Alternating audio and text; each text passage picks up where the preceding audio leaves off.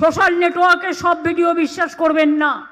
আজকাল এআই বেরিয়েছে, ওই 54 লোকের নাম ডিলিট করেছে এআই দিয়ে। মনে রাখবেন কি করছে বিজেপি।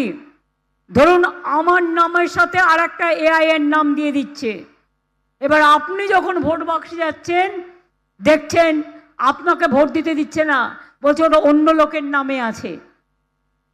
চোখ কান খাড়া রাখুন। এসআইআর মানে সর্বনাশ। এসআইআর করতে ওরা সময় নিয়ে আমাদের কোনো আপত্তি ছিল না। 1,36,00,000 লোককে কাদের ডেকেছে?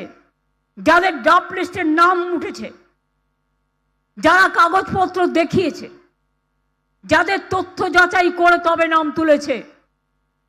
তুমি এসআইআর করতে 2 মাস টাইম নিলে, আর বাদ দিতে 1.5 কোটি লোককে 1.5 দিন টাইম নিলে। এআই কে দিয়ে করিয়েছো। এটা বড় কেলেঙ্কারি। ভ্রষ্টাচারী হোম মিনিস্টার, রিজাইন করো। You must resign. তোমার পদত্যাগ চাই, তা নাহলে ভারতবর্ষের মানুষ তোমাকে পদচ্যুত করবে।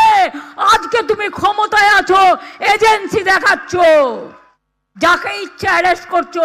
কই বিজেপির চোর ডাকাতকে তো অ্যারেস্ট করো না। ছাতকুল মা, বিজেপির ডাকাতগুলো, ডাকাত দস্যুগুলো লেপের তলায় ঘুমিয়ে আছে। তারা নাকি ওনার বাচ্চা, বাচ্চা না চৌবাচ্চা। জিজ্ঞেস করুন ভালো করে, ওদের ডাকাতগুলো বাচ্চা না চৌবাচ্চা। আর মানুষের কোনো দাম নেই,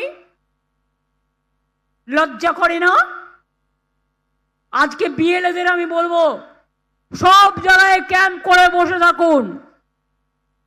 যার ডোমিসাইল সার্টিফিকেট নেই, অন্য সার্টিফিকেট নেই, কোনো একটা যতগুলো ইনফরমেশন